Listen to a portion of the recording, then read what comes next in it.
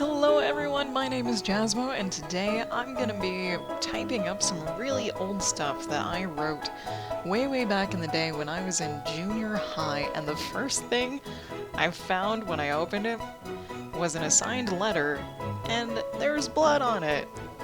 Yay! There is actual, literal, my blood dotted all over this thing, and I actually think I remember how I did it. I think I had either cut my knuckle or scrape or something, and I was like, you know what, this is a World War I or II letter. Why don't we put some real blood on it? So yeah, I remember putting my knuckles to the paper. It is interesting, to say the least. Anyways, this first piece I'm gonna write up was an assigned letter, I think about World War II, where you were a soldier writing back home to somebody, and you also had to have a journal. And it didn't have to be very big. It was really tiny. This, I don't even know what year this is from. I didn't put the actual year, I only put my name on it. So this could be from like 7th grade.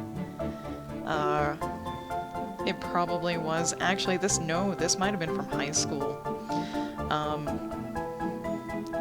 Yeah, anyways, this is a letter from a soldier named Jason O'Neill to Tammy, who was probably one of his flatmates back in the States, and Jason O'Neill was a soldier that went off to fight in the war, and knew that he wasn't going to come back, so he wrote a letter to Tammy.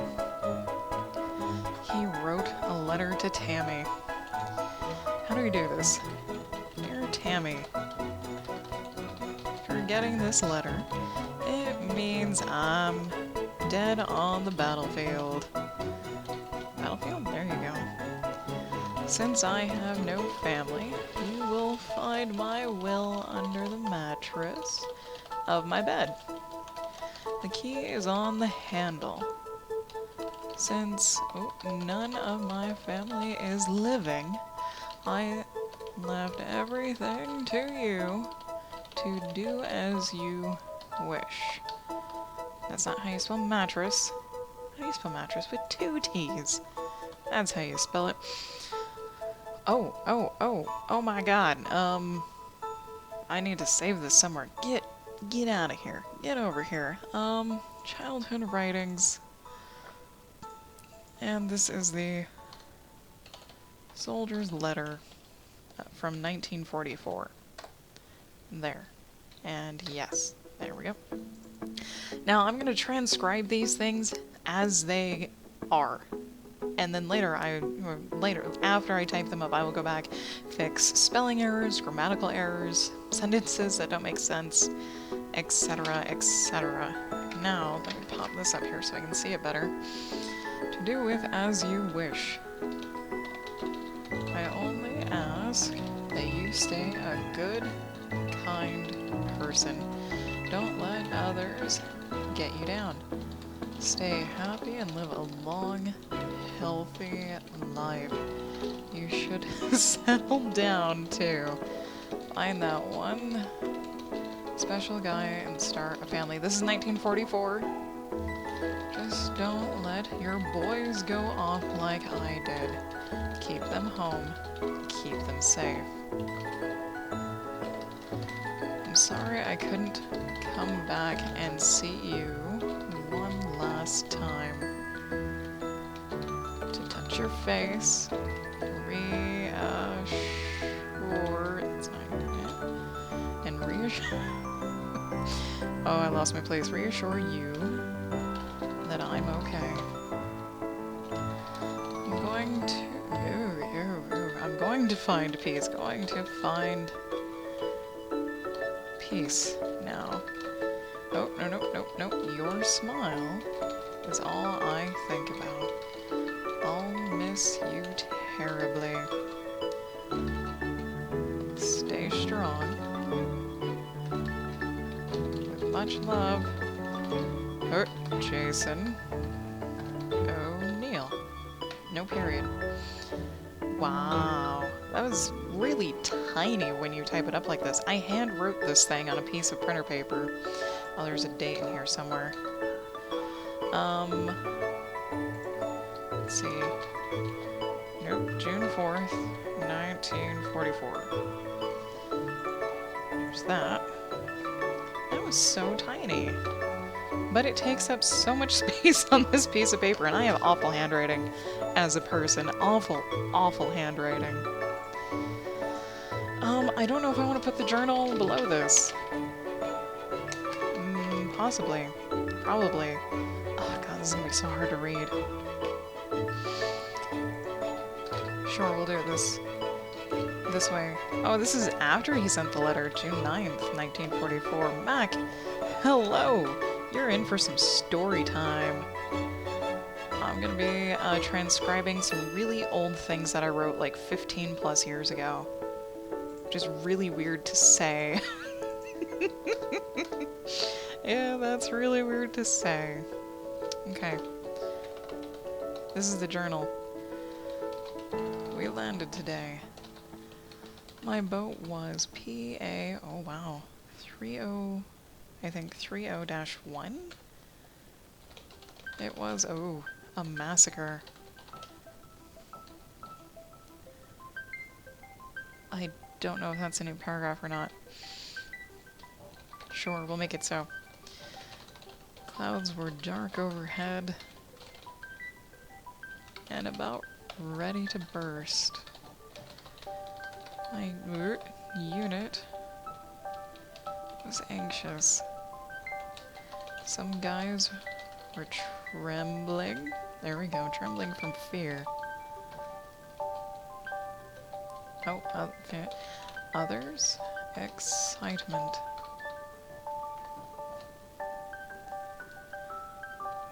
Okay. I sat. There we go. I sat, neutral and oblivious to where we were heading. Someone shouted, "Get ready." Oof. Oof. There we go. And the boat tensed. We stopped with a jerk. And the platform dropped. Gunfire started immediately and took out everyone that was in front. Oh my god. I ducked behind the broken end. Oh my bloody bloody corpses. Oh dear. To shield myself. This is Oh hey look, a misspelled word. There we go. Dive. I jumped overboard and swam under the platform.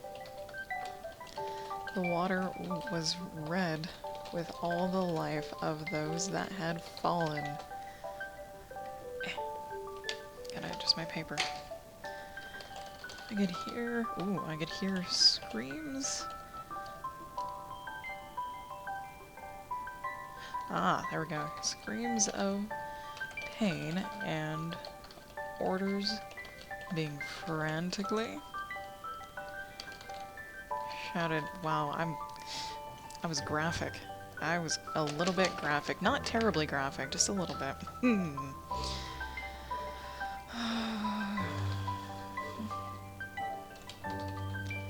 Oh god. Oh, Mom. Mommy. Oh. Poor soldiers. Poor soldiers here. Okay. Put you back so I can read you properly. I have a paper holder that is doing an awful job of holding my paper. There we go.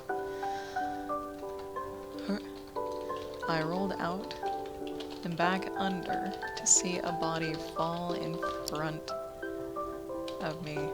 I started, then pushed myself out, and I ran. I ran for the nearest cover. Bullets whizzed by my head, and it wasn't until later that I noticed blood running down my arm with a biting pain in my shoulder. The scary thing is, I can like, as I'm retyping this, I vaguely remember writing it. It's weird. I got hit. It was only a graze, though. I feel really lucky. The ground exploded. Dirt and men flew through the air and splatted back on the ground. I saw men and boys with bloody stumps. Oh, sorry for the graphicness. Gripping themselves tightly, there you go. One was carrying his own arm as he ran for cover. I've never seen anything like this. Damn, dude. The other one was... Were these both June 9th? Is my awful handwriting showing? No? Okay, it is still the same day. I actually wrote in there still the same day. June 9th, 1944. Still the same day. It's been a few hours since we landed now. I got hit in my left leg by, the machine gun.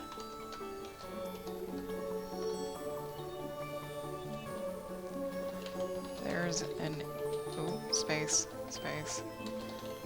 There's an inch or two chunk missing. Wow. Oh, specifically from my quadricep muscles. Meaty part. I'm still shaking. It's hard to write. We move out soon. I've been assigned to a special unit to find someone named Ryan. His 3 brothers have been killed and he has a ticket home. Lucky bastard. I seriously hope I did not steal Saving Private Ryan. Oh my god. Oh my god, I really hope that's not the case. I don't even think I've ever seen the movie.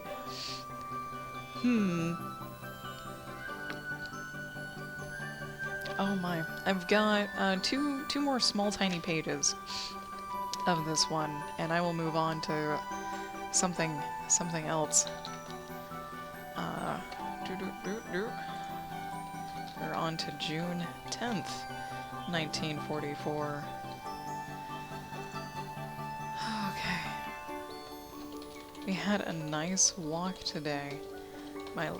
My leg hurts like hell. The sun was shining. The guys were talking and I was taking in the beautiful, deafening silence. It didn't take long, but we met up with a different company in a small town. The silence was shattered by gunfire. The Germans were there. Rain started. It was like Mother Nature was weeping because of our slaughtering one another. Because of our slaughtering, probably of one another. To make a little more sense. We came out no worse for the wear. Interesting.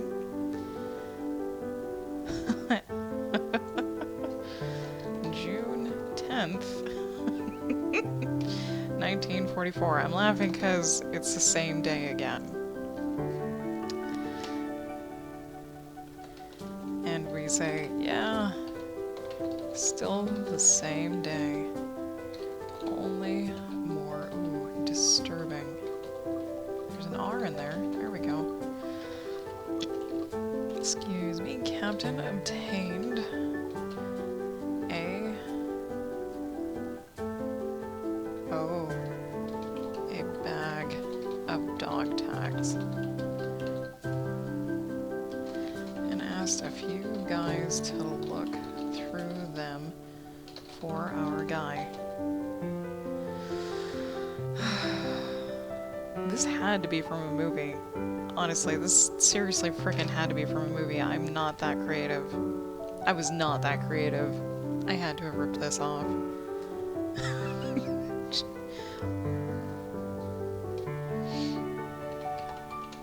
Yeah, they made a game out of it. An incoming group of boys saw them and how many tags there were. This, seriously, I can visualize this as a movie. I'm pretty damn sure this is from a movie. Yeah, it was sickening. It was disrespectful, too. No one should play with a person's possession that marked them for death. That doesn't make too much sense, but we can fix it later. Leg still hurts. Think my arm got infected. Someone just shouted. They knew where Ryan was. He got separated. Nope, it's not how you spell separated. Yeah, separated from his unit. We leave ASAP to find him. Oh, I'm gonna be so pissed if this is from Saving Private Ryan.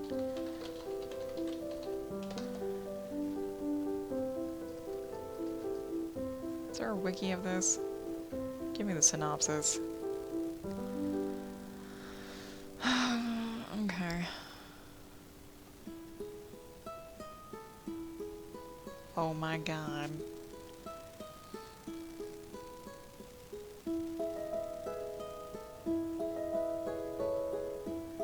Yes, yes, yes.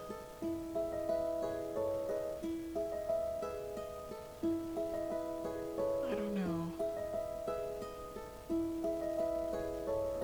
Yeah, oh my god, I'm a monster. Oh my god. I'm a monster. And I did this for a history class. Oh no. It might have been, okay, the assignment might have been that we watched the movie and we were supposed to take on a persona of one of the dudes in the movie. That's not me justifying I ripped this off from Saving Private Ryan, that's me reasoning. Trying to remember, because I don't remember hardly anything. I remember putting blood on the letter, which that probably indicates that that was from high school. And if it was Mr. Henderson's class, we probably did watch Saving Private Ryan. I'm starting to feel not so bad if that was the case. If we watched the movie and he's like, alright, be one of these guys and write me a journal, write a letter. You're good to go. And that's actually it. That is it. This is like a tiny, tiny interlude. Because I'm pretty sure it was from Saving Private Ryan now. Why else would I have a dude named Ryan in there? Because I would never choose that name for any character. Even when I was young. Okay, so. Dear Tammy, if you're getting this letter, it means I'm dead on the battlefield. Since I have no family, you will find my will under the mattress of my bed. The key is on the handle. Since none of my family is living, I left everything to you to do as you wish. To do with as you wish. I only ask that you stay a good, kind person. Don't let others get you down. Stay happy and live a long, healthy life. I probably could have left out this last part, but 1944 people. You should settle down, too. Find that one special guy and start a family. Just don't let your boys go off like I did. Keep them home. Keep them safe. I'm sorry I couldn't come back and see you one last time, to touch your face and reassure you that I'm okay. I'm gonna find peace now. Your smile is all I think about. I'll miss you terribly. Stay strong. With much love, Jason O'Neill. And this is definitely a name I would choose for a character. Because I remember Jason was my favorite name. I always wanted to meet a dude or someone with that name and become friends with him. I don't know why. I think it's because it's like the male-ish version of my name. And the O'Neill comes from Eugene O'Neill, the famous, awful playwriter, poet dude, who's kind of like Edgar Allan Poe. Okay. We landed today. My boat was PA-30-1. It was a massacre. The clouds were dark overhead and about ready to burst. My unit was anxious. Some guys were trembling from fear, others excitement. I don't know if I need that many comments, but oh well. I sat, neutral and oblivious to where we were heading. Someone shouted, "Get ready!" and the boat tensed. We stopped with a jerk and the platform dropped. Gunfire started immediately and took out everyone that was in front. I ducked behind the broken and bloody corpses to shield myself. This, particularly, speaks to me as I saw this, and so I am describing it, or I got an idea from a scene similar to that, because I honestly don't think I was that creative back then. Dive! I jumped overboard and swam under the platform. The water was red with all the life of those that had fallen. I'd hear screams of pain and orders being frantically shouted. Not gonna read that. I rolled out and then back under to see a body fall in front of me. I started, then pushed myself out and I ran. I ran for the nearest cover. Bullets whizzed by my head, and it wasn't until later I noticed blood running down my arm with a biting pain in my shoulder. There we go. I got hit. It was only a graze, though. I feel really lucky. The ground exploded. Dirt and men flew through the air and splattered back on the ground.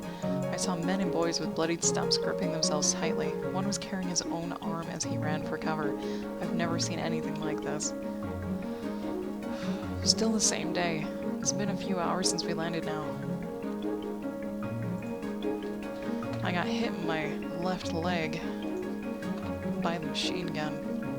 There's an inch or two chunk missing from my quad. I'm still shaking. It's hard to write. We move out soon. I've been assigned to a special unit to find someone named Ryan. His three brothers have been killed, and he has a ticket home. Lucky bastard. And this is probably assigned from the movie. Okay. It doesn't matter if it is or not. I'm not planning on publishing this or anything. I'm just transcribing really old writings.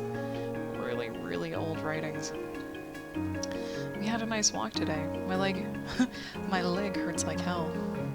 The sun was shining. The guys were talking and I was taking in the beautiful, deafening silence. It didn't take long, but we met up with a different company in a small town. The silence was shattered by gunfire. The Germans were there. Rain started. It was like Mother Nature was weeping because of our slaughtering of one another. We came out no worse for the wear. Yeah, still same day, only more disturbing. Captain obtained a bag of dog tags and asked a few guys to look through them for our guy. They made a game out of it. An incoming group of boys saw them and how many tags there were. It was sickening. It was disrespectful, too. No one should play with a person's possession that marked them for death. Leg still hurts. I think my arm got infected. Someone just shouted they knew where Ryan was. He got separated from his unit. We leave ASAP to find him. That was definitely from the movie, even though I don't remember watching it. First project. First little project done. Boom. Second project. I have a story called The End, and I have a story called Bad Boy Biker. Bad Boy Biker was definitely from junior high, 8th grade. I remember really well, because I was the only person that actually wrote like a full-fledged story. The assignment was literally just to get to know the person you were sitting next to. You were supposed to find out 4 or 5 things about them that they liked, they didn't like, and write it into a very small short story. I ended up writing like 10 pages or something ridiculous.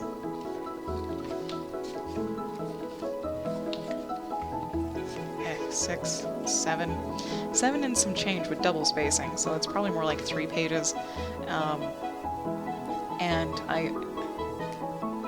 I felt really embarrassed because, like, I wasn't the first person to go. I was like one of the last people to go, and everyone else had just like these really short, like 1 or 2 paragraph stories about the person next to them, what they liked and what they didn't like. And here I was with a several page story about a dude I didn't even know.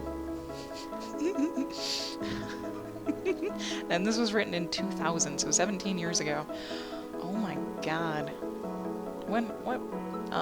August? That was September. That was, yeah, the very beginning of the year, September 5th, 2000. Jesus. The alarm went off. I'm gonna edit as I go.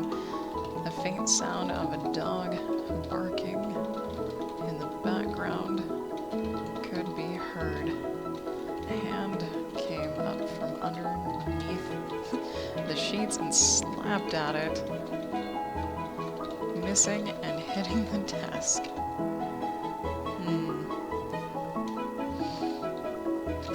Ow. A voice moaned and tried again this time. Ooh, tried again. This time, getting the button. I'm pseudo-editing this as I go along. Oh, yeah, let's save this. Bad boy biker. There we go, and yep. Thank you. Hand. Wow, that's a big word. Disappeared. Yay, spelled it right. Back into the sheets. Again, a head poked above the covers and glanced at the red numbers. Oh, it's too early, he said, palming some of his brown hair back into place. Oh, the covers were thrown back, and Sean, yeah, sat up. That's the dude. That's the dude. Sean, I actually remember what he looks like at that moment. Oh my. Oh, weird. Weird on the memories. Very weird on the memories. He looked around his room. Nothing happened to it. It was still the same old run-down room with a light hanging by a wire. A computer and phone sat in the far corner with another light, this one brighter. Clothes and pillows were thrown about, covering the cement floor. Damn, dude, cement floor. In another room, the fridge. Whoa, wow, hang on. Words. Fridge and a chair, I believe, yep. Took up most of the space. I think around 7th and 8th grade, I found that I really liked to paint scenes with words, but I was really bad at it. Small narrow hall led down the one dash, there you go, room, bathroom with a shattered mirror and a grungy sink. Nope, there we go, grungy sink. let's center this up, shall we? There we go. I even remember the font I used, because I actually have this. I wrote it on my computer back in 2000, and I printed it out, but I don't have any of those old files. And I remember the font I used for the title, and it was the Korn font, as in Korn the band. Yeah. Okay. Sean got up and walked over to the fridge. That's how you spell it. Scratching his head, he opened the door and found nothing inside, poor bastard. Great, he mumbled. He shut the door and started, I guess, yeah, and started to his computer, yet only to be tripped by his bike helmet. There we go. I love this. This is actually quite fun. Where am I? Yep. Almost losing his balance. He hit the silver padded wall and stumbled to the desk. Once he sat down, the phone rang.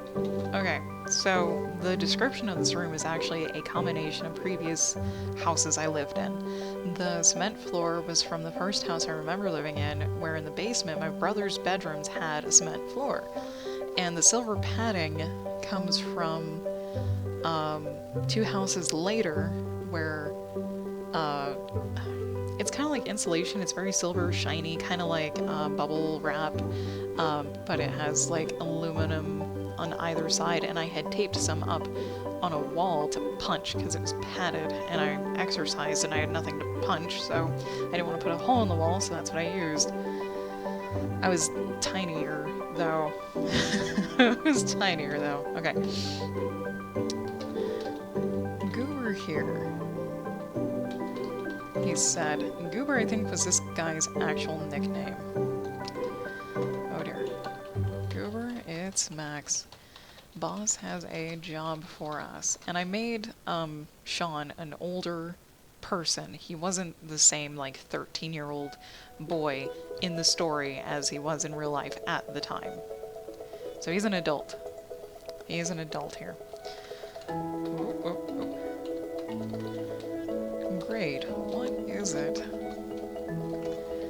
A simple hit and run, Max said, nervously. Gotta turn the page. Gotta turn the page. I got a 20 out of 20 on this story, by the way. I was so happy. I have other writings that have like a 15 out of 30, and the teacher's notes were like, this was confusing. It's because I didn't know how to write yet.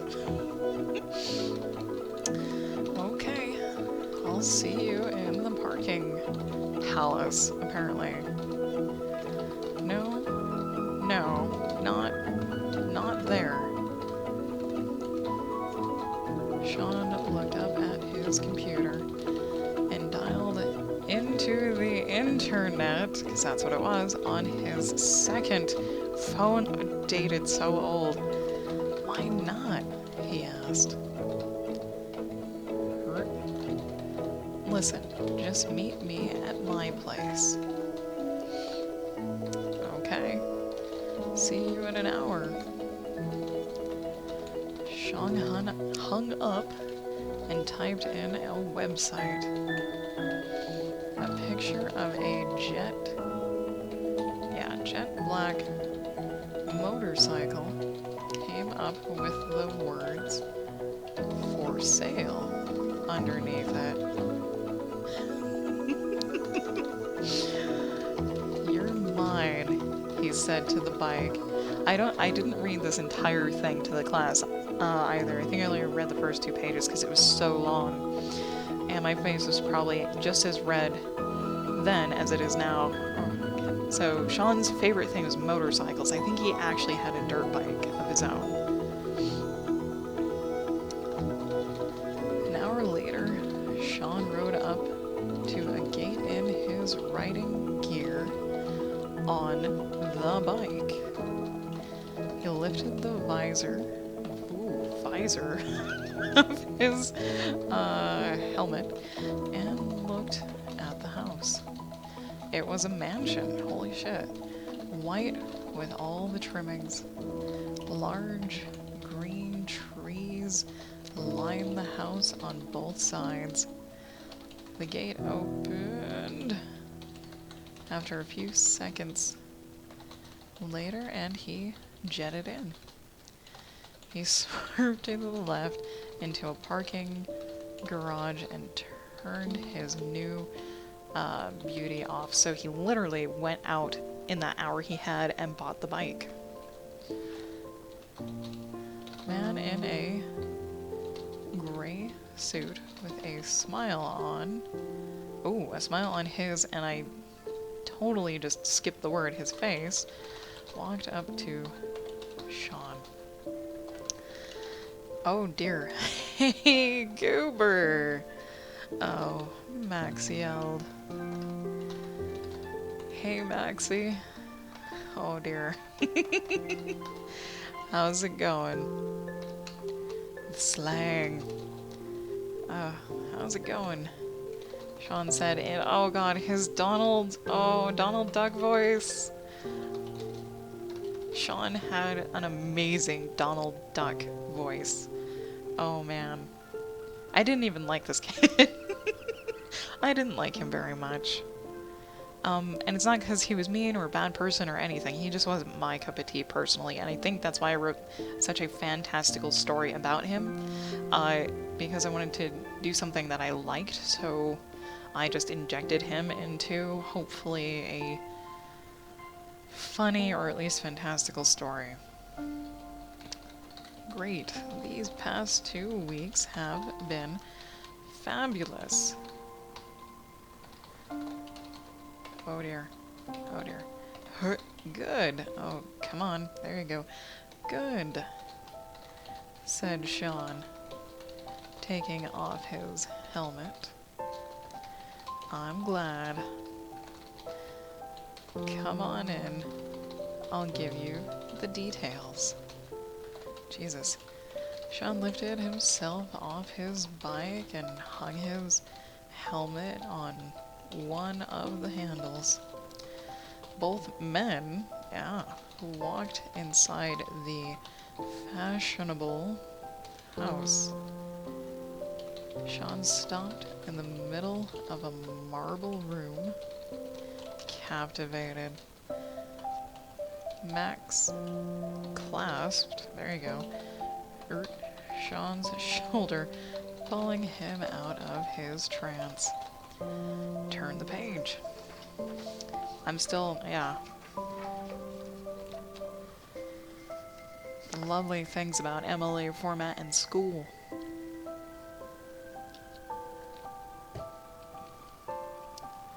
Dude.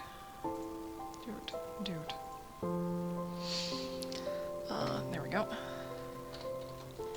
I still can't believe a man with your hilarious rep moved. I spelled that wrong.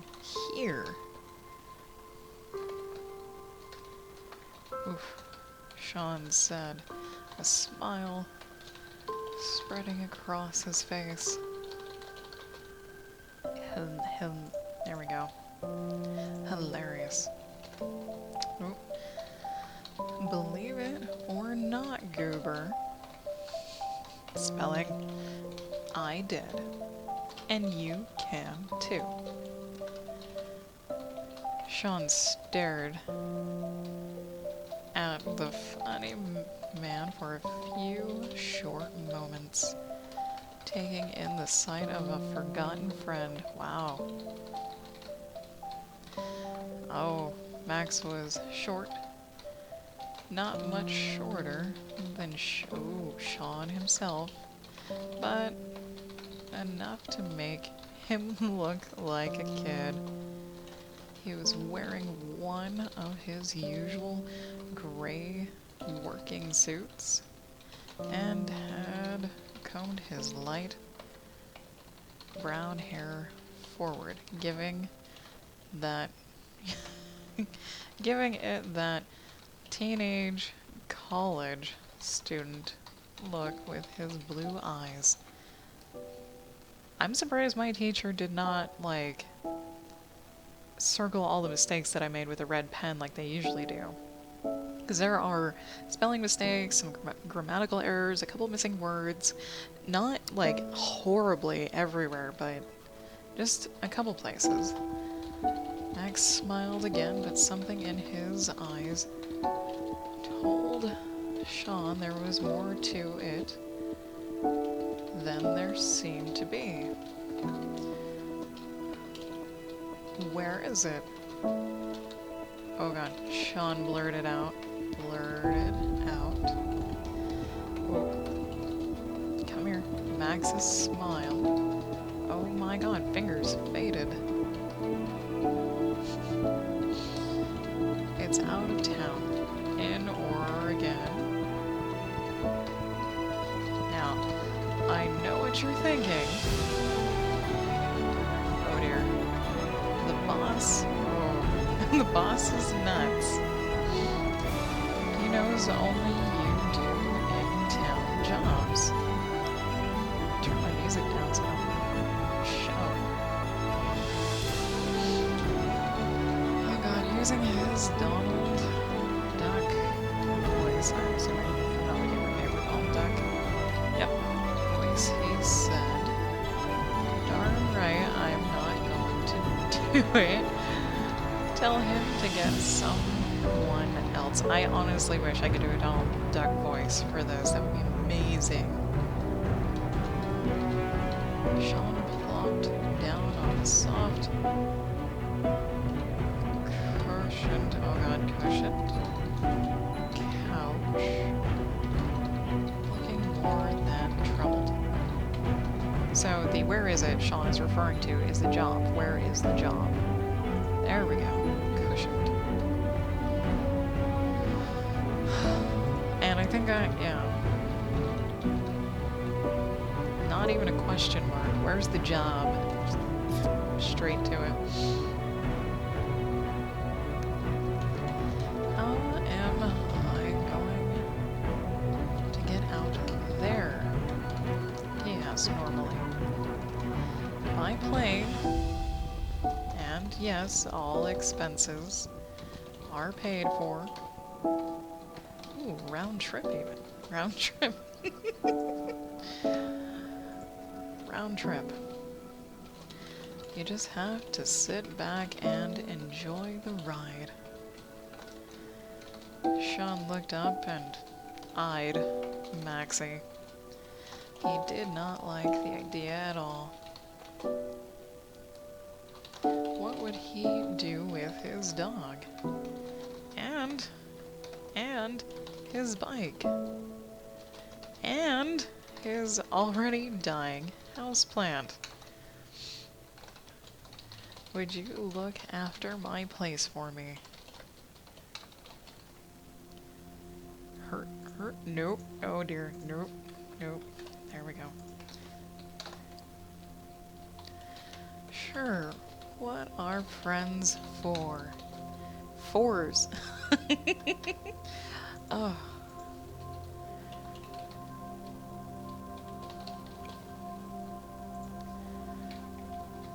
Okay. Exactly. Sean thought, not thought. Is there a space there? There's not. Okay. What are they for? ... question mark. That's a little too many. Oh, this one. There we go. Turn the page. Chapter 2! Oh my god, this was supposed to be just a short story introducing this person who I didn't know sitting next to me with their likes, dislikes, probably names, you know, do they have pets, etc. Wow, there's a chapter frickin' 2. Damn. Okay, gotta rest my wrist for a little bit. Wiggle it around here. There we go. Now, You'll have a team of 3 men. Don't forget the heads and your gloves. What? Max reminded. What? You think I'd screw this up? If you do, the boss will kill you. I'm wondering if the boss is his mom. I don't think so. Come on. The boss is Jello. Don't worry.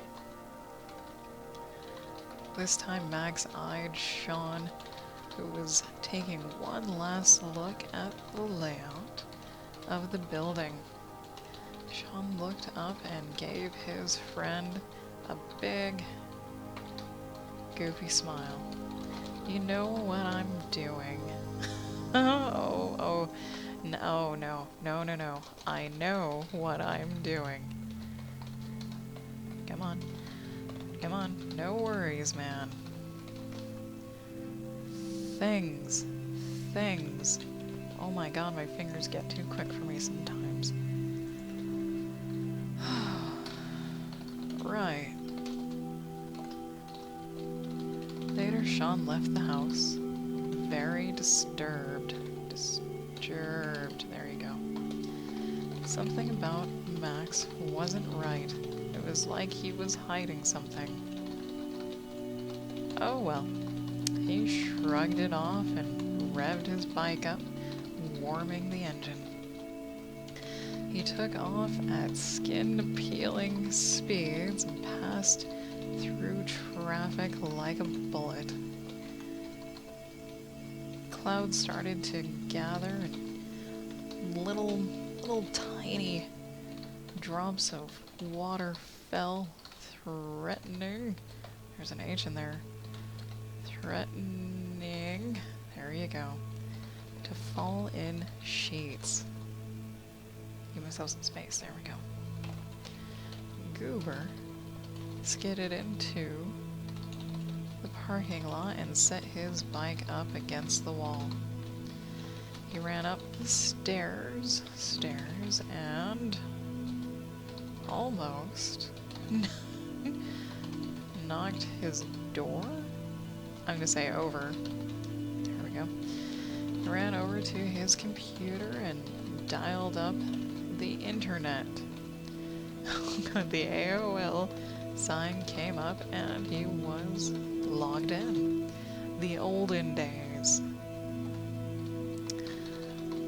You have mail, the computer said. Oh, goody. Sean rubbed his hands together and typed up his mail. There was one from Cindy. I'm gonna say login information, just to make that make a little bit more sense. There we go. Ooh, a new person. Cindy. Who could that be? He opened the letter and saw but one sentence. Don't go, Cartman. Which was his other nickname. That was Sean's other nickname, is Cartman. Turn the page. How many do I have left? I've got 1, 2, 3, 4, probably like 3 1/4. My. Cartman. Who could know my other nickname? It's like I'm psychic. I haven't told anyone at all. He brought up a fresh letter and started to type. He finished and hit the send button. There was the sound of a toilet. Oh god. Flushing. Oh.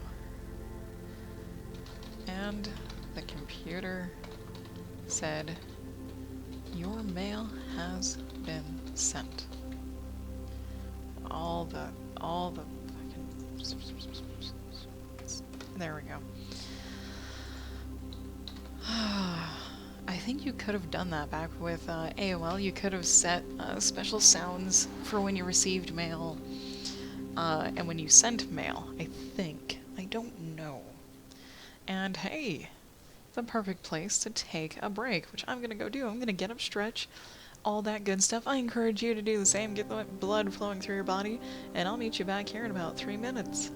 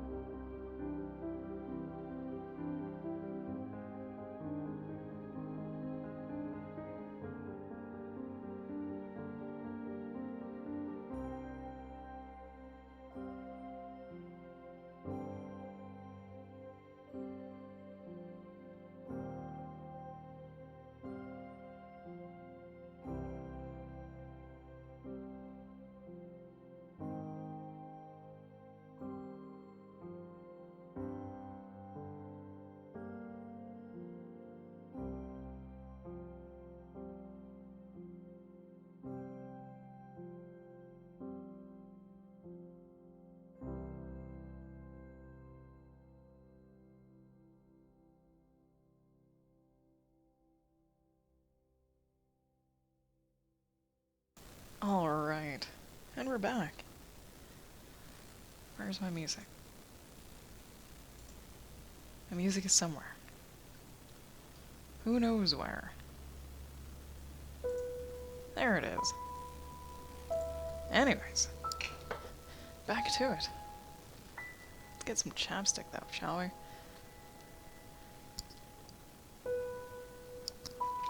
There we go. And our little writing glove. That too. Alright. He sighed and sat back in his chair. And it creaked loudly. Out of the corner of his eye, Sean saw his... Rottweiler. Rottweiler. Sammy. How the hell do you spell Rottweiler? Apparently with 2 T's. Come here. Rottweiler. Sammy. Hey, buddy. Did the chair wake you? Do you need another comment? There we go.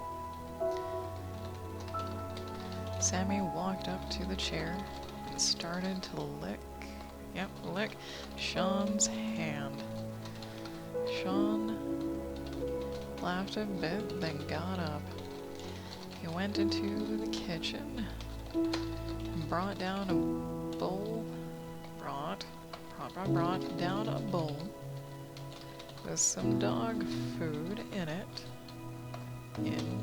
There we go. He set it down in front of Sammy. Oh, go ahead, Sammy.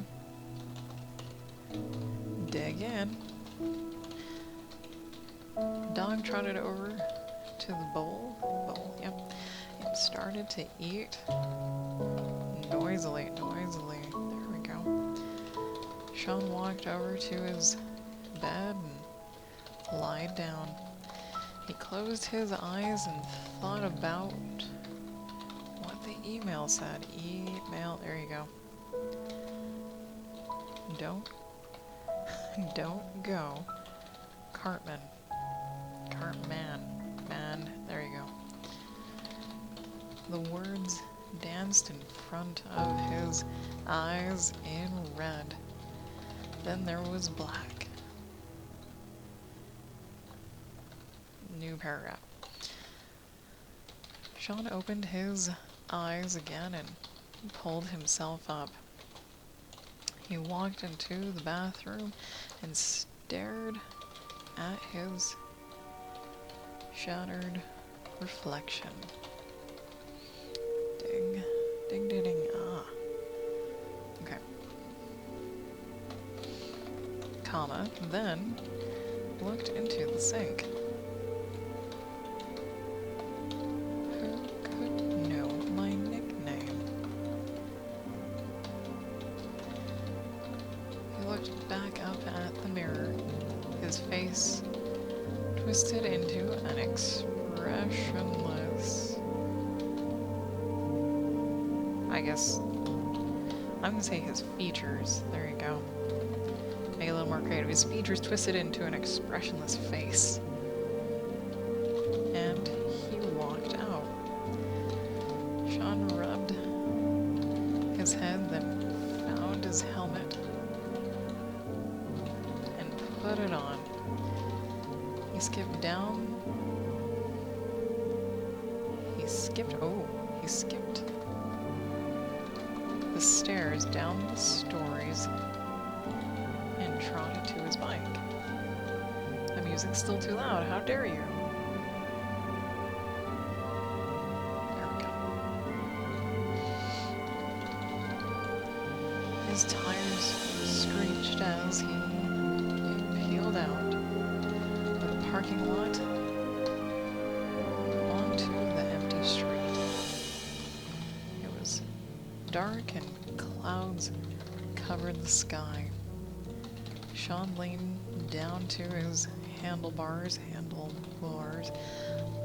a little more and sped up. He was going to the airport. Turn the page. Go. Oh. It's just, there we go. Hey, there we go. Okay. Car honked behind Sean and he looked back. The reason why his name is in here over and over and over again is because I wrote this 17 years ago. There we go. I don't know how much I would go back and edit this. A window rolled down, and a black, oh dear, metallic tube stuck out. Oh crap. Sean swerved, there you go, to the side and into an alley. That's an... How the hell do you spell alley? Alley? Oh, too many L's. Son of a bitch. It's not just A-L-L-Y, is it? I thought that was ally. Oh well. For now, oh well. A dead end. The car pulled up not far behind. Oh no. He got off his bike and started to look for a way out. Two men got out of the car. Oh, I think I try to mix some Matrix in here? I don't know. Mr. Earrig, there is no use. Give up.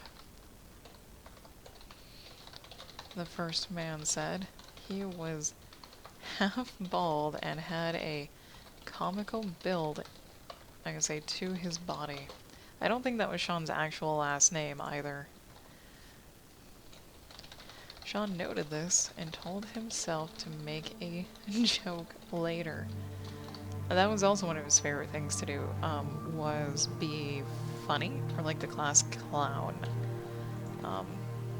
That's why he's got a Donald Duck voice. Okay. I'm trying to pick out the details that Sean told me because they aren't actually very straightforward here. Like him having a dog, yeah. A motorcycle, yeah. Him being funny, kind of, maybe. You wouldn't know this was a story to introduce and get to know a person. Okay, he jumped again. Oh, and caught the... Oh. Caught the ladder. Bringing it down. So, yeah, I didn't even mention him doing it in the first place. Apparently Sean's in an alley that has one of those fire escapes that the ladder can just come down. Yay. The second man pulled out a gun and aimed it at him. Sean hurried up the ladder, but not before the second man fired off 3 shots. One hit his helmet, oh my goodness, almost knocking him off the ladder. He scampered up the rest of the way and ran across the roof. He could faintly hear Baldy giving orders, and then footsteps, there we go. On the rungs of the metal ladder. Yeah, there's a little bit of stuff I can go back in there and change. A little tiny bit.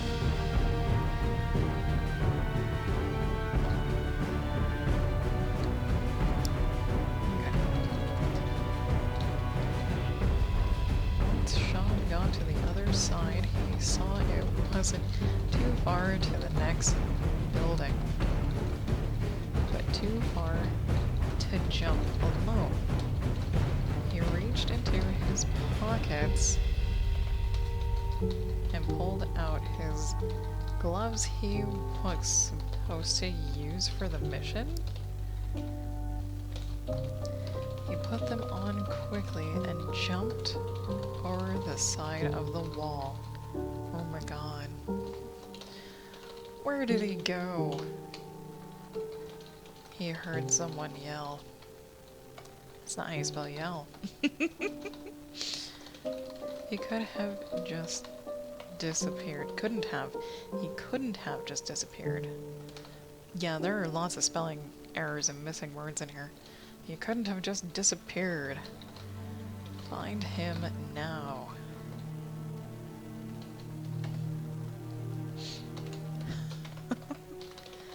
Sean breathed a sigh of relief when no one looked over the edge. I guess these are handy. Oh my god, hang on.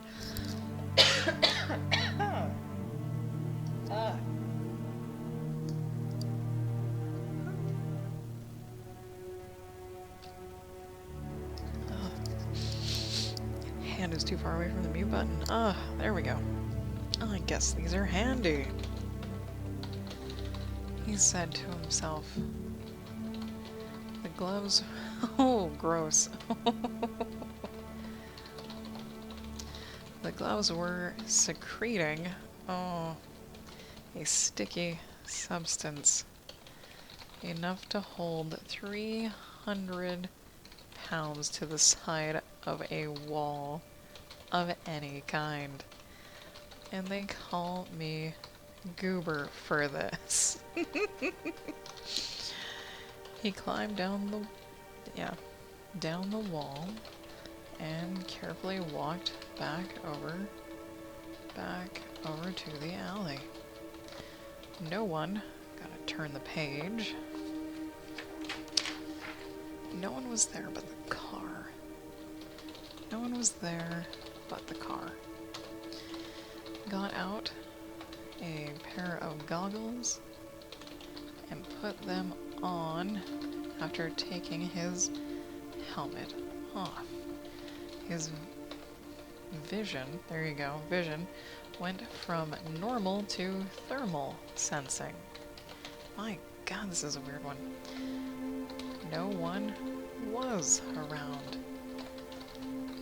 He crouched low and half walked over to his bike. He took it and rolled it to the street,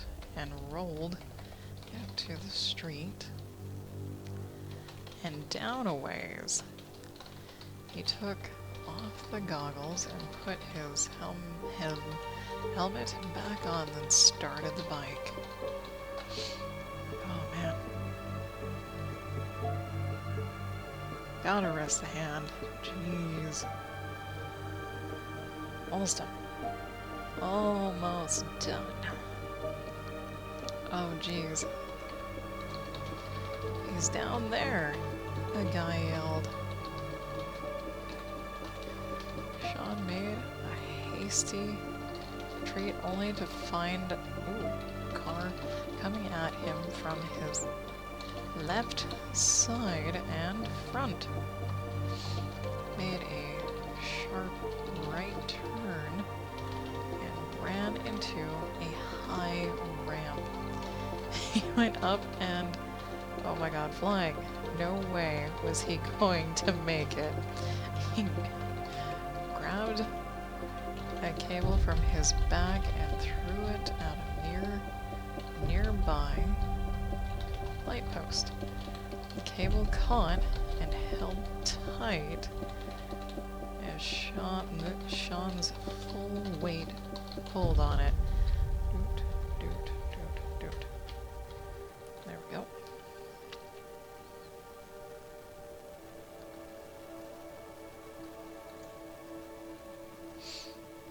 Oh dear. Oh dear. Where was that? What? Oh my, oh, okay.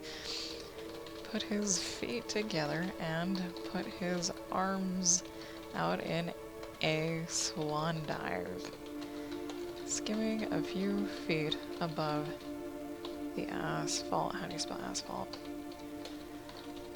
He rose to about the height of, no, come here, height of the light, and swung backwards, ramming into something. When he got the sense to turn around, he found it was the ram. I have no idea what just transpired here, other than he's on his motorcycle, he's driving up a ramp. He thinks the ramp is too large, so he gets out a cable like Batman and hooks it on the lamppost that's like directly above him.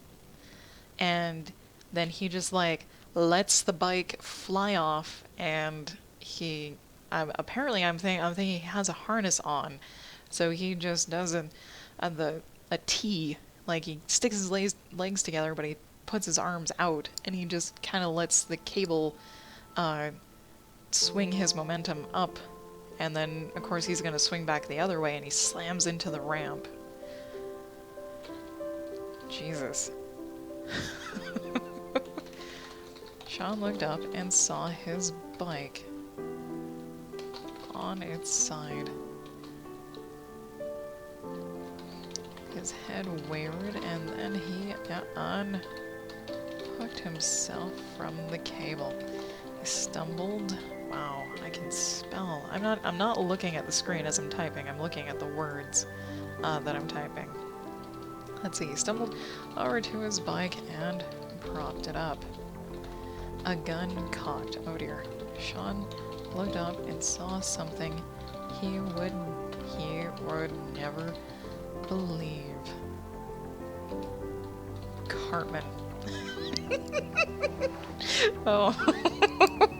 Oh dear, I know where this is going. I've known where this is going. The Cartman from South Park. Because South Park was Sean's favorite cartoon. Is this a nightmare or what? Cartman said. Sean was too dazed to do anything but look at the short, fat kid. It's good enough for me. Cartman smiled and pulled the trigger. Oh my god. 1, 2, 3, 1, 2, 3, 1, 2, 3. There we go. Ah! Yep, Sean Ehrig woke up in a cold sweat and gasping for air. He looked around his room.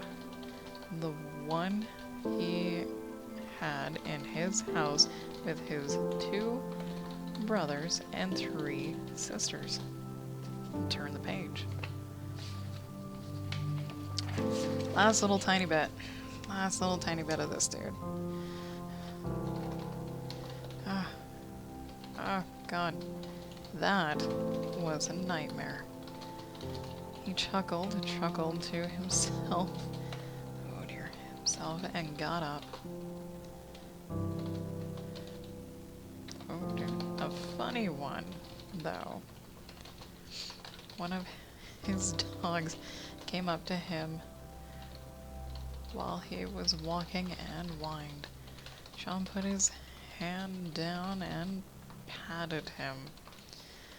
When he got to the fridge, he opened it and got out the sweet and sour chicken leftovers from the night before, because that was his favorite food.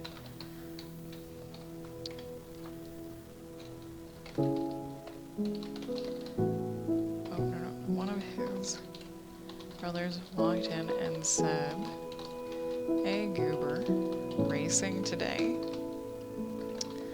Yeah. Yeah. Yeah, I am. The end. Yeah, so Sean, we were, what, 13? I described lightly what he looked like. Favorite food, sweet and sour chicken. Favorite cartoon, South Park. He raced dirt bikes as a kid. He had Rottweilers for pets. Yeah. This is almost like an ode to Sean.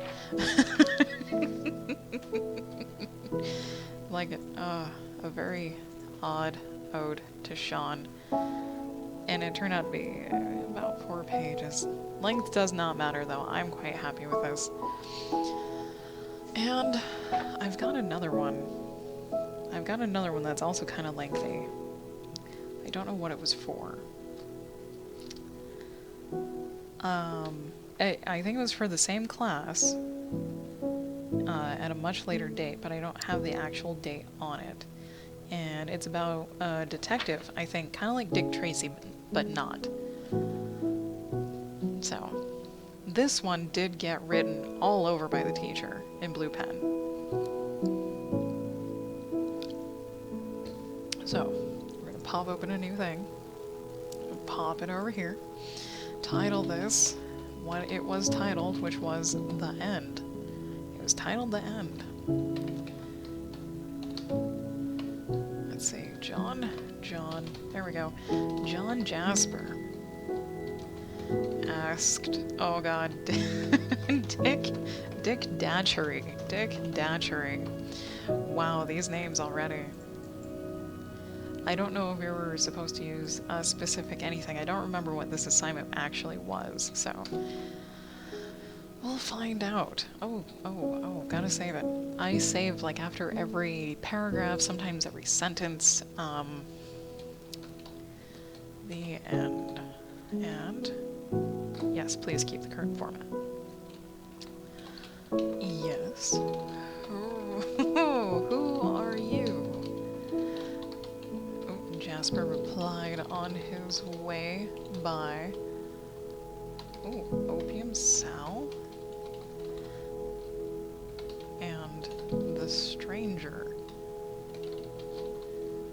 Now, in here, it was marked that the stranger wasn't supposed to be capitalized, but I think I was using it as a name, so we'll find out. We will find out. Maybe. I'm gonna slightly edit this as I go along. I'm Dick Datchery, a traveling detective. I would like to ask you and some of your friends some questions. They might be on a train. I have this funny feeling they're on a train. Because they're walking together.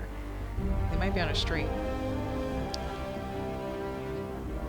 Oh no, okay. The stranger, I think, is Dick Datchery.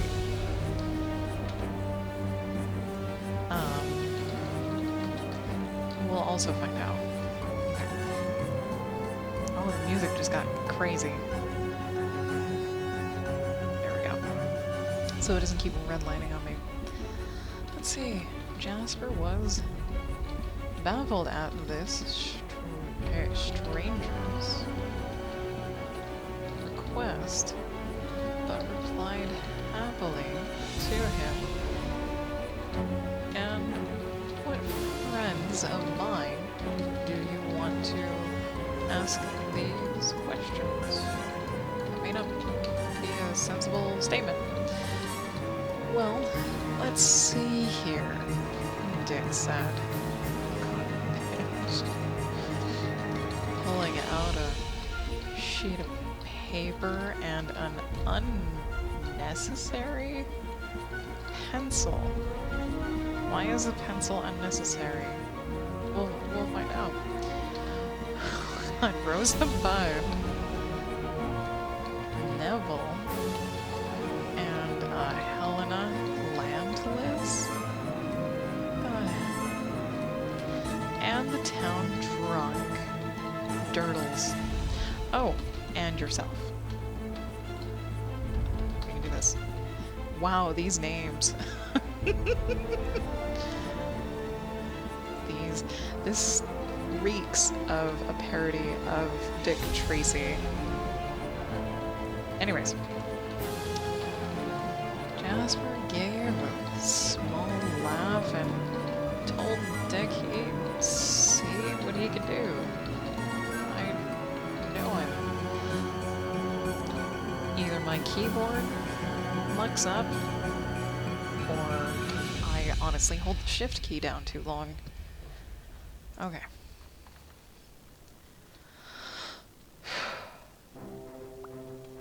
Okay. New paragraph? Yes, okay.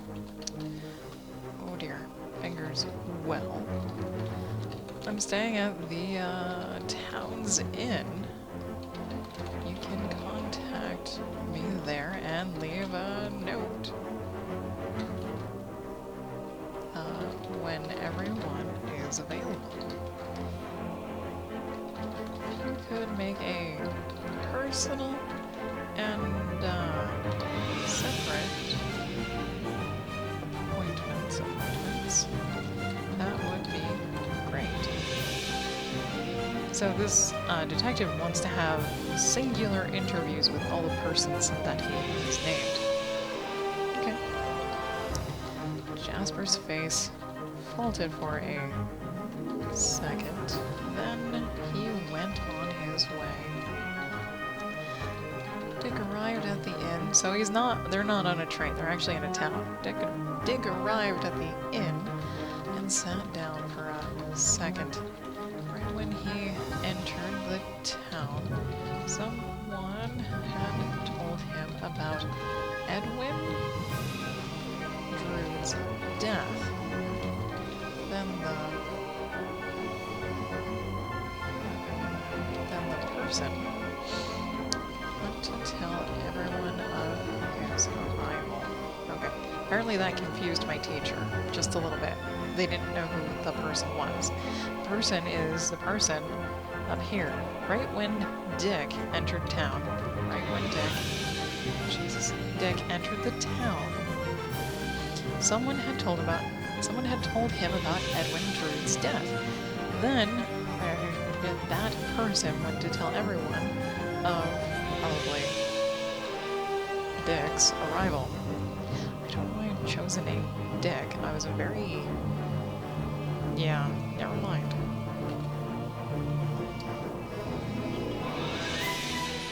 Ah, okay.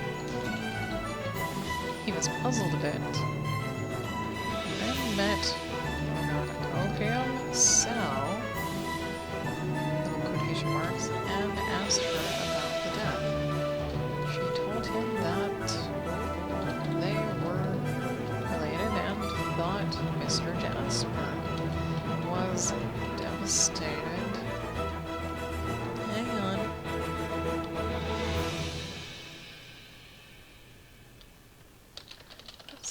Yeah, there's a lot of confusion here. He didn't say anything. She went on her way. Okay. I know I misspelled that. Hang on. Blur. Okay.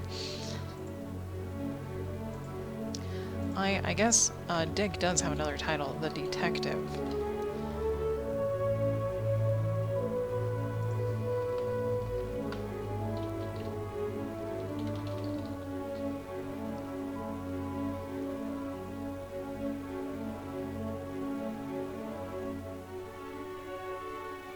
She told him that the victim and Jasper were related and thought Mr. Jasper was devastated, but since he didn't say anything about it, I should probably say she thought nothing of it. Makes a tiny bit more sense, just a tiny bit. I think. I don't know. This was probably from 17 years ago, too. We'll figure it out. Okay. Later that evening, a bellboy came up to, let's say, the detective's room and gave him a slip of paper with names and times and where to meet. Dick didn't feel quite right having Jasper do, and we don't know what, because I have to turn the page and crunch the page back down. These are stapled together in a not great place. Dick didn't feel quite right having Jasper do anything for him since... Oh, come on. Anything for him since he was the first to be suspected. Didn't want to jump to any conclusions and went to bed early for the long day ahead. Okay.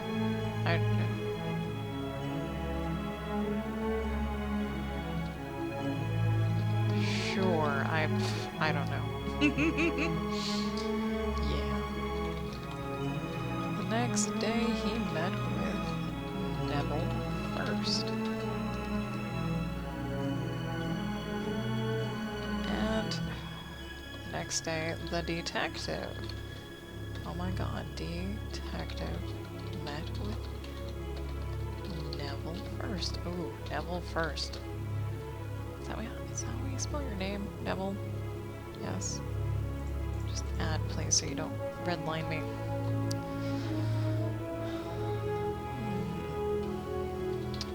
Suspect was somewhat irritated by the fact that he was a suspect, but understood why. Yes, I carried a bit of a grudge. Oh my god, words. Oh, Jesus. Fingers. Sorry. I carried a bit of a grudge, you could say, against Edwin. We, almost got into a fight, but thanks to Jasper, we didn't. Oh, what just happened? I don't know what just happened. There we go. And that was the night Edwin, disappeared. Neil shifted in his seat across from Dick. They were in a little side shop that was hardly used and sold good coffee. Yes, but we went... Ooh. But... Oh, come on. We went our separate ways. I didn't follow him. I went straight back to the church. Okay. Oh, wrist break. Little wrist break.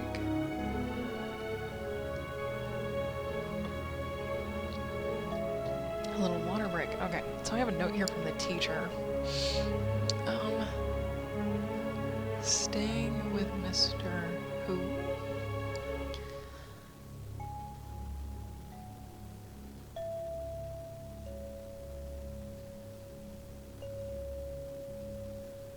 I don't know why the teacher has a note here. Isn't he staying with... Oh, this might be a referral. Okay. The note right now doesn't make sense, but I think in a page or two, because there are several more, I mix up where Neville is staying. And so this teacher deemed it worthy to write here, isn't this person staying with someone else? I will ignore it, okay?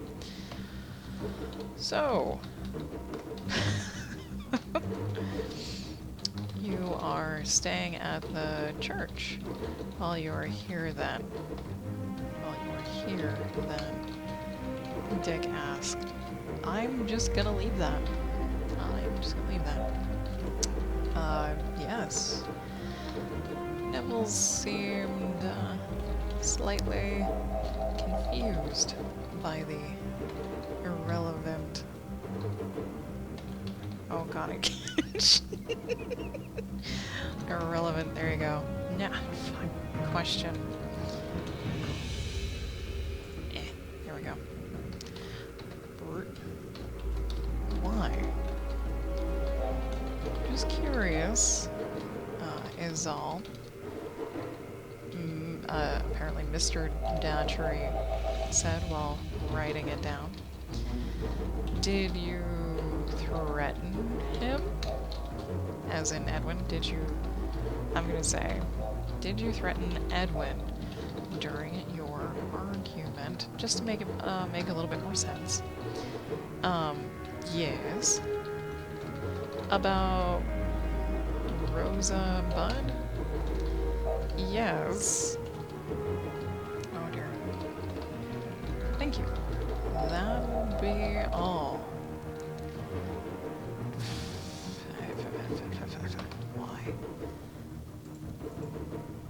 I'll call that slang.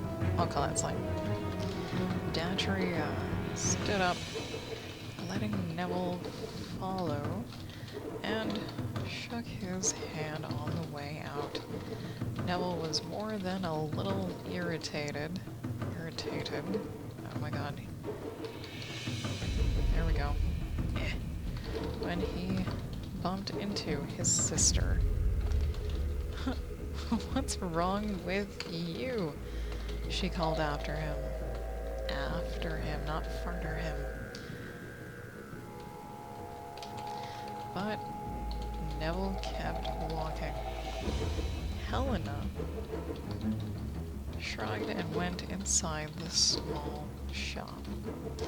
She spotted the detective right away. Jasper's... Gotta turn the page.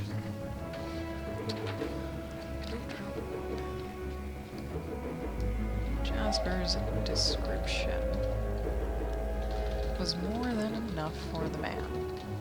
To her, he looked a bit ragged with a long coat and a dark hat on the table.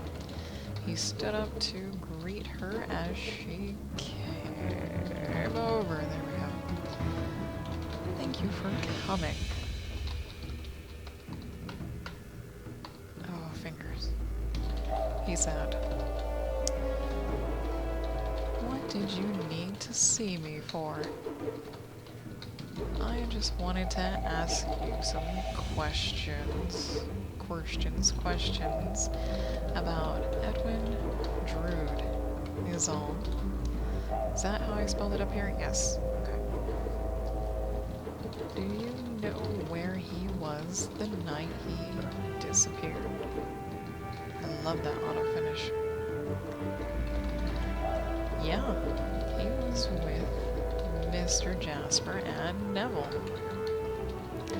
I believe Jasper was trying to get them to make up for the fighting and threats. Fighting and threats? Ooh. What kind? Oh, you know. Edwin says one thing, Neville says another, and then worded threats.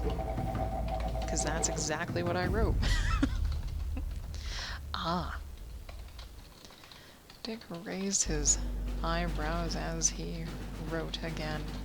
"Did you have anything against Mr. Drood, Helena?" "No, not directly. But it was a weak cause." What was? Awkward. That is what that sentence is labeled as by my teacher.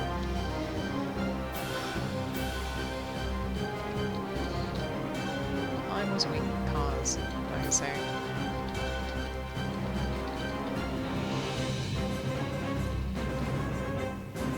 Music.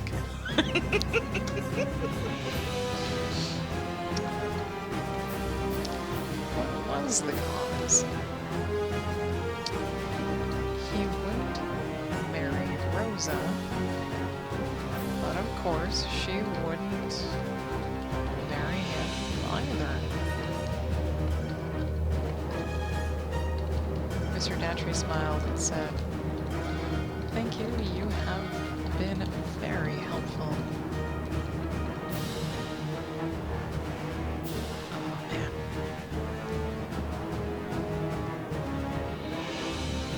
Why only one wrist? Oh, no, they're both dying. Okay, I was like, why is only one wrist hurting? No, they're both hurting.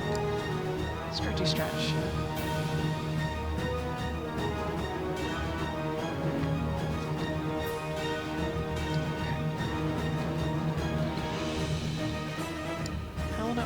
Helena got up and smiled back. "I am glad I was of some use to you," she said, walking out.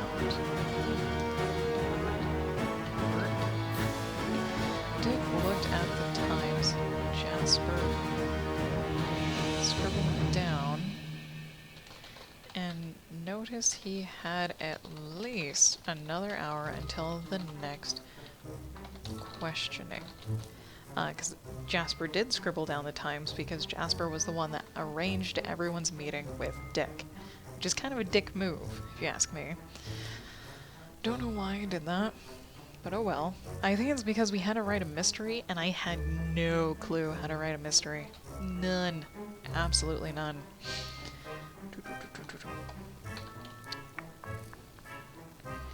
Ah. Durdles was next, if he wasn't drunk. Datry sat down with a great sigh and took a sip of his coffee. Excuse me. He looked at his watch. Only a few minutes until Durdles was due to arrive. There we go. Gotta turn the page. Thank God these are not front and back.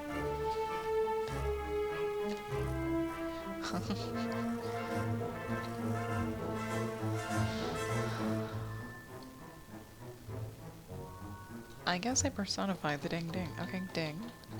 Ding. The bell on the door sounded as Turtles came through. Yeah. Took his hat off and held it in front of him while squinting, looking for the detective. Over here, Dick said loud enough for him to hear. Durdles made the ah sign with his eyes and walked over. That is gonna bug the crap out of me. Get in there. Thank you. Ahem, ahem. Might lose my voice by the end of this. That's okay. This might actually be my last project I type up, because I want to transcribe all these physical copies to digital copies. Oh, wrist. Okay. And walked over. Ah. You're a little early, said Dick.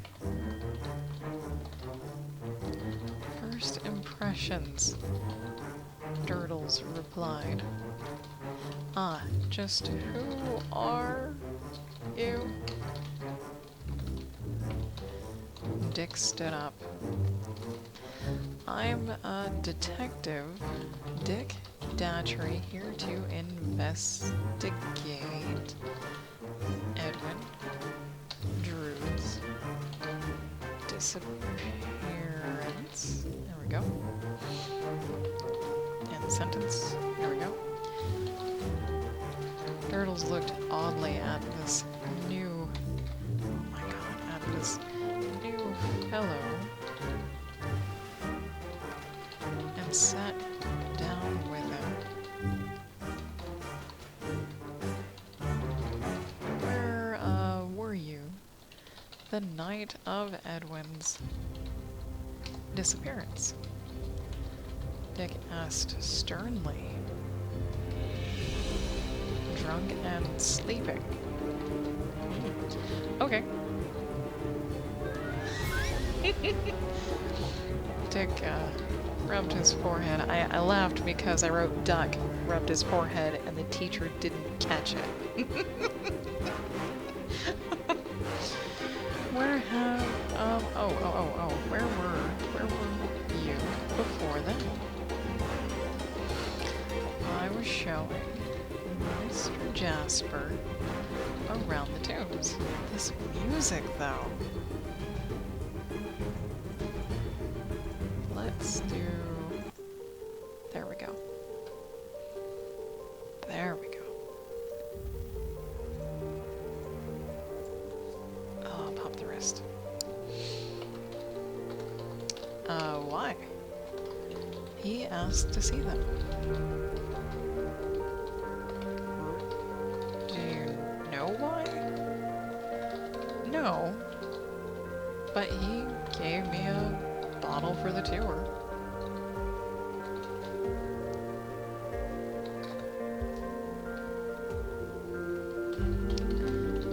Datry grinned. What were the tombs like? Well, I showed him one that had only one body in it, but had enough room to fit about a dozen more.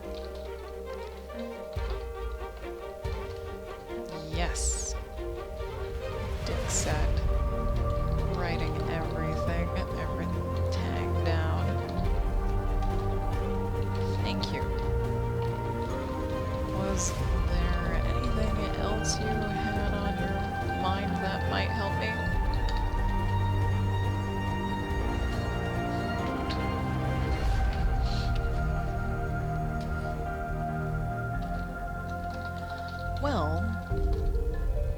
Mr. Drood and Neville were not the best, oh, this is a large word, acquaintances. Acquaintances at the time. I still got it wrong. Ah. I think he did it. Come on, Dick chuckled to himself and showed Durdles out of the room. He then questioned Rosa, then Jasper himself. Datchery got a little more information and more points of view than what he wanted. A few days later, everyone was called to the church for Dick's final word. This is a very, there's a lot of details not connecting Dick to an actual law enforcement agency or body, and that's younger me. That would be younger me. I honestly think we had to write a mystery, and I was like, alright. I read a book that had this one thing in it, and that was, I honestly think I ripped this off from another book. Probably a Sherlock Holmes book. I'm fairly certain at this point this was inspired by a Sherlock Holmes book story thing. Okay. He walked in and looked at his notes he took from before. Rosa said that Jasper had scared her a few times by staring at her like he was her secret lover.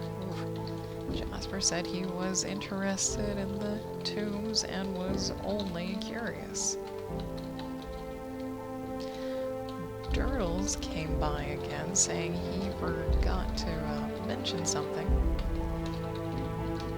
There was lime near the entrance. Enough oh, that's a lot. Enough to dissolve a body, bones and all. Datchery took off his coat and hat, set it on the pew. He rubbed his, there you go, forehead, and looked at everyone. I'm pretty sure this was directly lifted from a Sherlock Holmes thing. I have come to a conclusion, he said. He stopped and watched everyone tense. Itch. I have an itch. Oh no. Okay. Oh. Dick did love the tension that filled the room. He always liked it. Little weirdo. No. At first, I thought it was Neville for having, you know, his grudge and all against Edwin. His grudge, there we go. Against Edwin and his love for Rosa. Then Helena, but she had too weak of a cause. Oh dear. Who did it? Oh dear. Who did it? Screamed Rosa. Just tell us already. Ow. Everyone turned to look at her, wide-eyed and terrified. Jasper. Everyone turned from Rosa to the detective and stared at him, especially Jasper. Then one by one, Rosa, Neville, Helena, and Durdles. The name. Durdles turned to look at him. How could you possibly think I would do such a thing? He said pleadingly, turn the page. Oh, so many circles. So many circles from the teacher. Oh noes.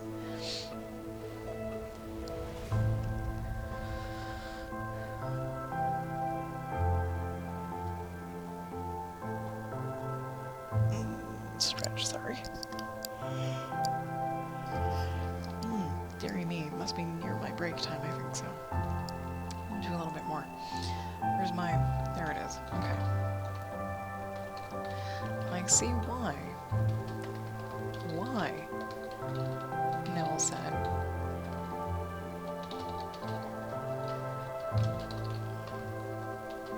You loved Rosa, and you were jealous. You thought that without Edwin, you could comfort her when he was gone and gain her trust, then your love. That's Neville saying that. Why is Neville saying this? Is this true? Rosa asked. Barely above a whisper.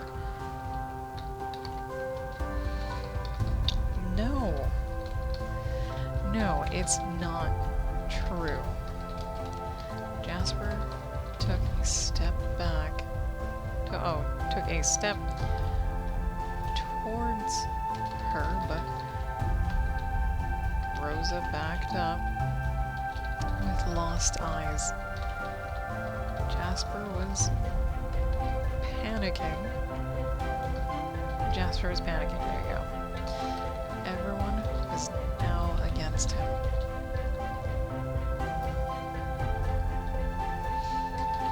You did it. ... She said more to herself than anyone. She looked up she looked up probably with tear-filled eyes. Tear-filled eyes and took out a scarf.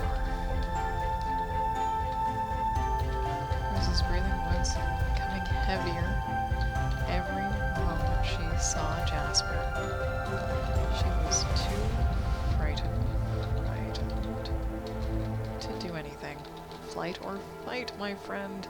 She's got the flight. Or the freeze.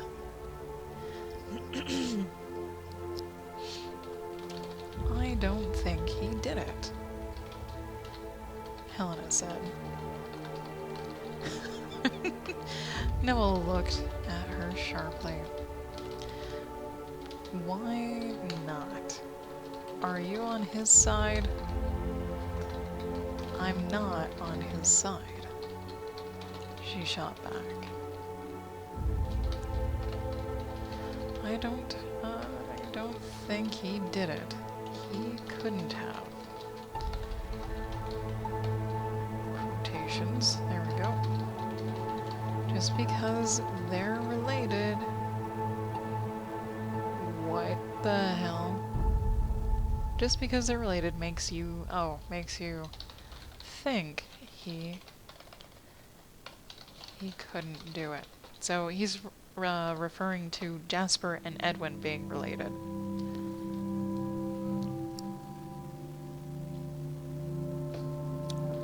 To which Helena replies simply, yes. You're wrong, a new voice said. Oh no. Edwin is alive. Oh. Sorry. Edwin! Rosa yelled and ran over to him. Even though I mentioned earlier neither of them wanted to marry one another, but they were going to anyways, for whatever reason, I don't know. Edwin was leaning on the door for support. His clothes were torn and ragged, and it looked like he'd been burned or even melted. Okay, so I might have lifted part of this from a Sherlock Holmes thing. The thing that is different is that my victim lived, and with that, I'm going to take a short break, get up, stretch, all that good stuff. I encourage you to do the same. Get up and get that blood flowing through your body, and I will meet you back here in about 3 minutes.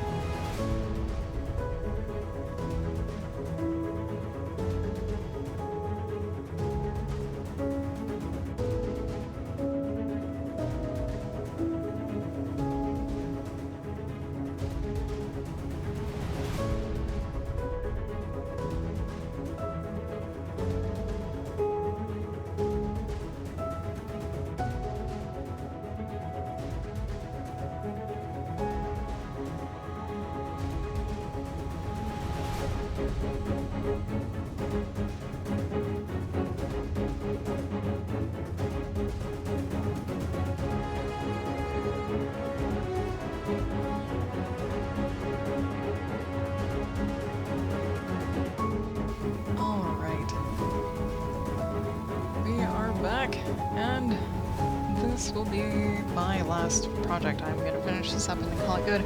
Although it might only take like 5 or 10 minutes to do that. Which is fine. Which is totally fine. Get all situated.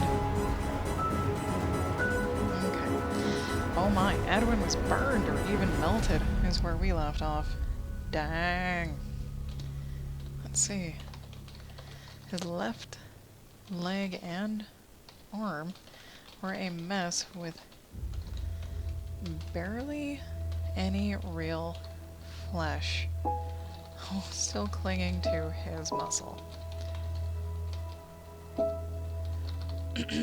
Don't, he said, and raised his good hand. Rosa stopped dead in her tracks. She wanted so badly just to touch him, to see how he was. Blinded was she. Edwin took a few steps inside and fell to the ground. Everyone rushed over to him except for Datchery. Jasper would have done it, He said to Rosa.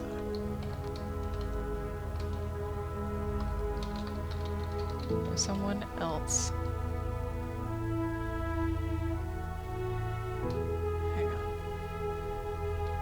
If someone else didn't get to me first... Oh, Edwin is still talking, not Datchery. Edwin is still talking. Okay, turn the page. Of which I only have one and some change, so I might actually go back and tweak a little, edit a little, I don't know. Maybe. My voice is getting shot.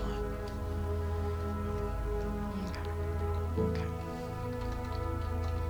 What? Who else would have done it?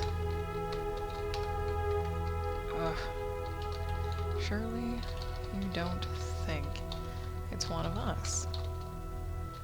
Helena asked with admiration. No, not one of you. It was Datchery. And I just got hit in the face with a brick. When I was walking home, I saw him and asked if he had a place to stay. He said no, so I invited him into my house.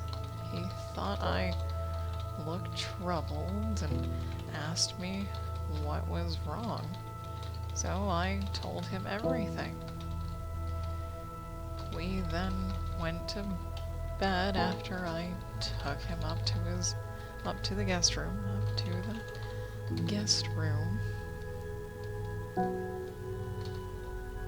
Yeah, we then went to bed after the guest room. I went to my room and fell asleep.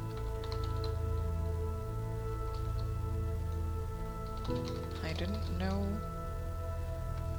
There we go. I don't know when, but I woke up and found myself in a dank and reeking room. I had a match in my pocket and lit it only to find a skeleton next to me and felt a searing pain in my left arm and leg. I kicked against the rocks and they moved easily enough for me to get out. I then came here. What did I write?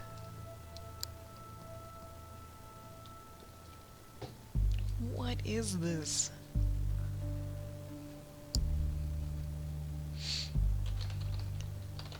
Clapping could be heard throughout the church. It was Datchery. Very nice, Edwin, he said almost cheerily. Though I am... Judge him cheerily.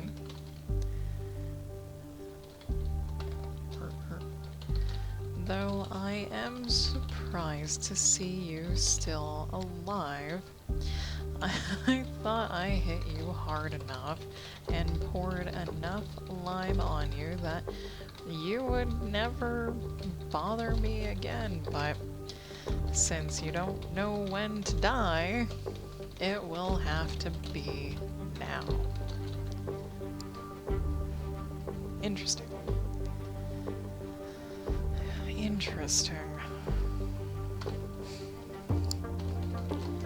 Dick pulled out a small pocket knife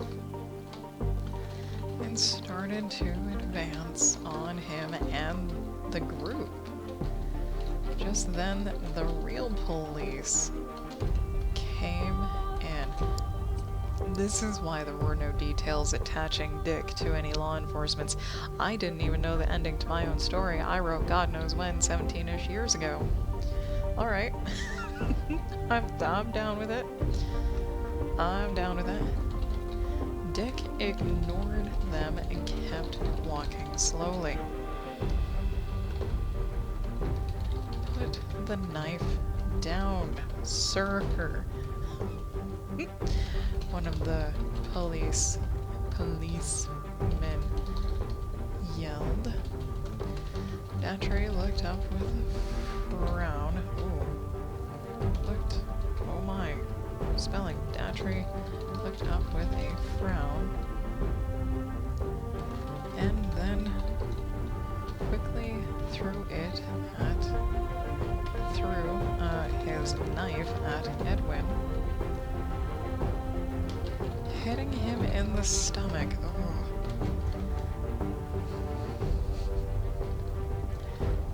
I'm gonna say that the tortured man cried out and looked down at his new wound.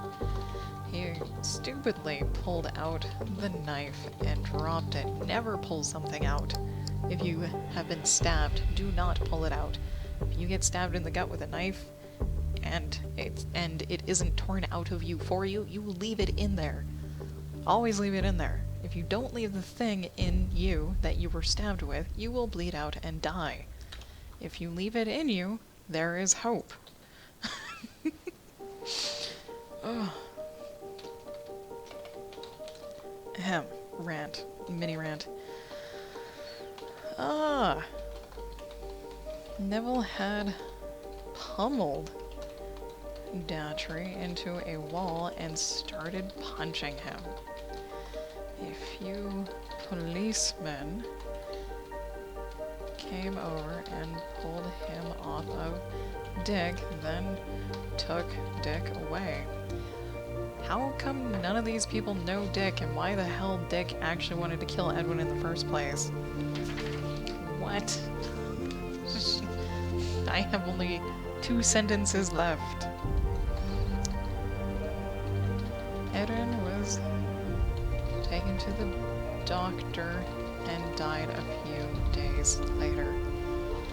Dick Datchery was imprisoned, yes, and sentenced to death for his crime. So 3 sentences, yeah. Jasper moved out of town. No one knows where. The end. Oh god. Maybe that is why it was titled The End. Because it was actually like the tail end of a story, or it could be the tail end of a longer story with more details to make things a little less confusing, like who the hell Dick Datchery is and why he wanted Edwin dead. That would actually just be the whole rest of the book, if there was one, is who is Dick and why does he want Ed dead. Nice. Now I'm pretty sure I left one or a couple. Aha, there it is. There it is, there's that one. This only turned out to be 3 pages. Okay. The end and the end.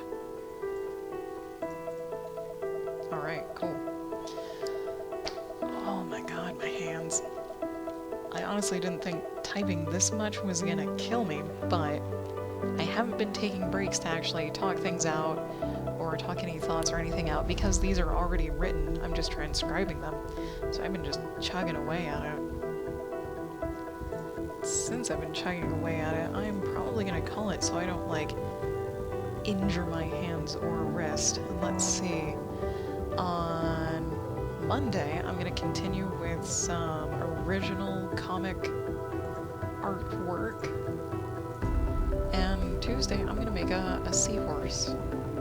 And after that, I don't know what I'm doing for the rest of the week, but we'll find out. So thank you everyone for watching. I greatly appreciate you guys sticking with me while I write. It was actually a lot of fun to see these 17-year-old pieces. If you're new and you would like to know when I go live, you can follow me on Twitch and on Twitter at JasmoColors. And I will catch you guys all next time.